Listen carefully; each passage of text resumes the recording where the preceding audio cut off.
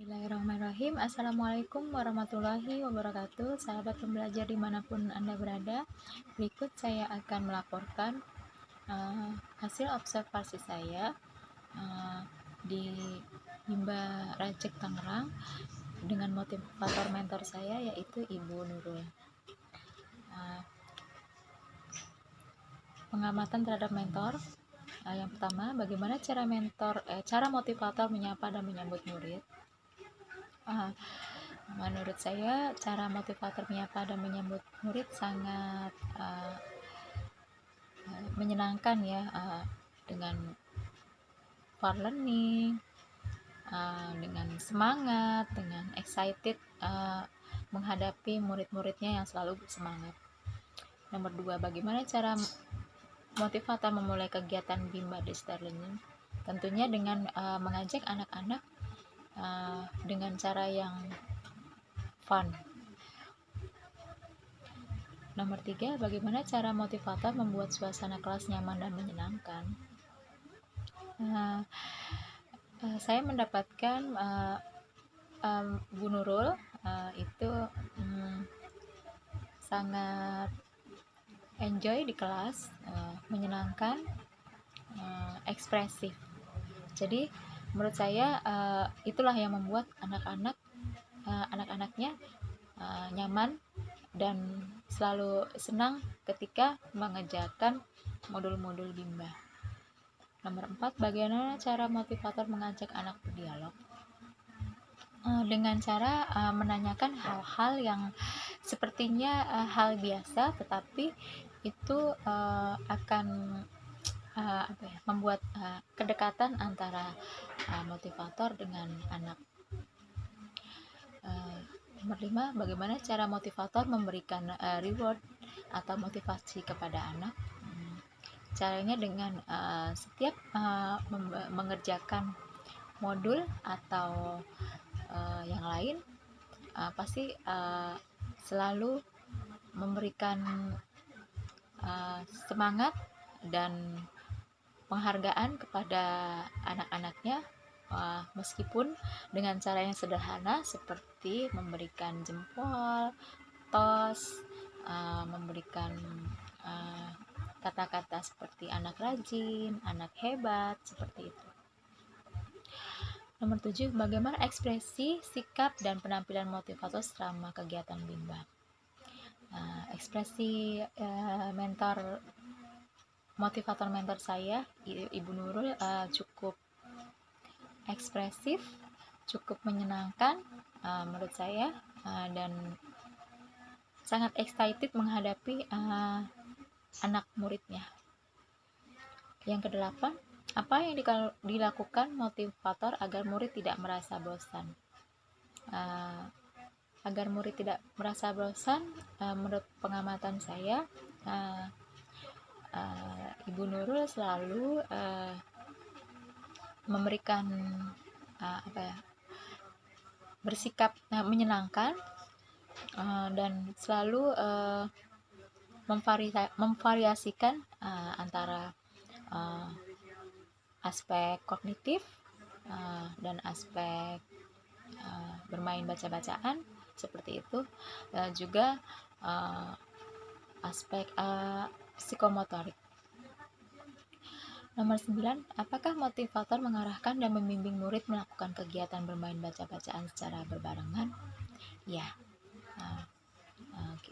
selama pengamatan saya, kita melakukan kegiatan baca-bacaan terkadang berbarengan, terkadang tidak, karena terkadang mood anak berbeda-beda. Poin yang kedua yaitu pengamatan terhadap murid. Bagaimana ekspresi dan sikap setiap murid ketika bernyanyi dan berdialog? Ekspresi anak-anak murid Bu Nurul itu sangat ekspresinya mengikuti miss-nya, karena di sana dipanggil miss ya, mengikuti miss-nya, ketika diajak bernyanyi mereka mengikuti, dan ketika diajak berdialog mereka pun memberikan jawabannya. Apakah ada murid yang terlihat murung, tidak ceria, dan tidak bersemangat selama kegiatan Bimba? Menurut pengamatan saya tidak ada ya, karena seperti itu tadi, Ibu Nurul sangat ekspresif, sangat menyenangkan. Nomor 3, bagaimana ekspresi dan sikap setiap murid ketika bermain baca-bacaan dan bermain modul dengan motivator pada saat kegiatan inti? Sikap dan ekspresi mereka ketika bermain baca-bacaan sangat menurut saya mereka tidak merasa terpaksa untuk melakukan kegiatan baca-bacaan, karena itu tadi, Miss Nurul menyampaikannya dengan cara yang menyenangkan. Nomor 4, apakah semua murid mau dan senang melakukan kegiatan yang diberikan oleh motivator? Menurut pengamatan saya ya, tidak ada kesulitan, tidak ada yang tidak senang ketika melakukan kegiatan yang diberikan oleh motivator. Semuanya senang dan mau melakukan kegiatan. Nomor 5, apakah ada murid yang merasa kesulitan atau tidak mampu ketika melakukan kegiatan yang diberikan oleh motivator? Saya rasa tidak ya. Nomor 6, jelaskan karakter masing-masing murid yang telah diamati. Murid yang pertama yaitu bernama Arjun, itu dia suka mewarnai, dia pendiam, tetapi jika sudah kenal itu dia akan menceritakan, berusaha membuka dialog juga.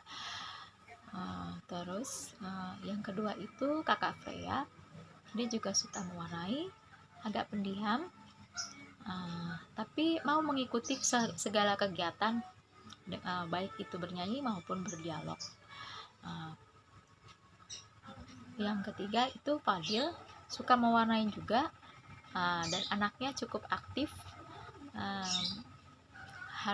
Kita harus bisa menyelami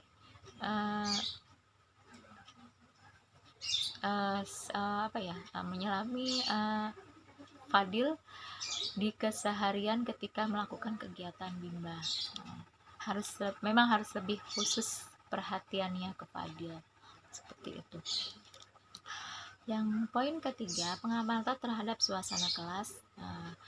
Yang pertama, jelaskan bagaimana suasana kelas yang diciptakan oleh motivator dan dirasakan oleh motivator magang ketika observasi. Menurut saya suasana kelas sangatlah menyenangkan. Yang saya rasakan full ekspresi, fun learning, dan saya enjoy di kegiatan ketika observasi. Nomor 2, apakah ada pemaksaan atau kekerasan yang dialami oleh murid? Jika ada, dilakukan oleh siapa dan bagaimana bentuk pemaksaan atau kekerasan yang terjadi? Menurut saya tidak ada unsur pemaksaan apalagi kekerasan ketika saya melakukan observasi dengan Ibu Nurul dari Bimba Rajek Tangerang. Poin keempat, pengamatan terhadap kegiatan di kelas. Nomor 1, apa yang dilakukan motivator dan murid ketika kegiatan pembuka? Ketika kegiatan pembuka, baik motivator, murid, dan saya itu bersama-sama kita melakukan bernyanyi untuk membuka kegiatan dan berdoa, juga berdialog secara umum, juga berdialog dengan bahasa Bimba. Nomor 2, apa yang dilakukan oleh motivator dan murid ketika kegiatan inti? Yang dilakukan motivator dan murid ketika kegiatan inti itu kita bermain baca-bacaan, balik lagi kita melakukan kegiatan lain seperti metode bandul. Ketika anak-anak sudah bermain baca-bacaan, kita alihkan ke kegiatan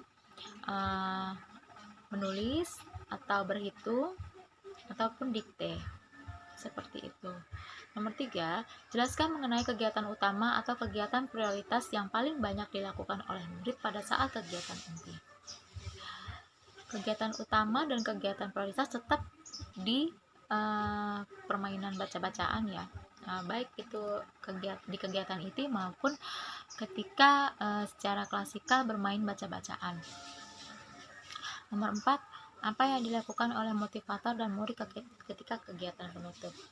Biasanya kami menyanyikan lagu ketika pulang dan doa sesudah belajar. Nomor 5, berapa lama durasi kegiatan Bima Distance Learning yang diterapkan oleh motivator? Seperti biasa, kegiatan distance learningnya dilakukan 30 menit plus 10 menit, seperti itu. Terima kasih. Assalamualaikum warahmatullahi wabarakatuh. Tetap semangat dan terus belajar.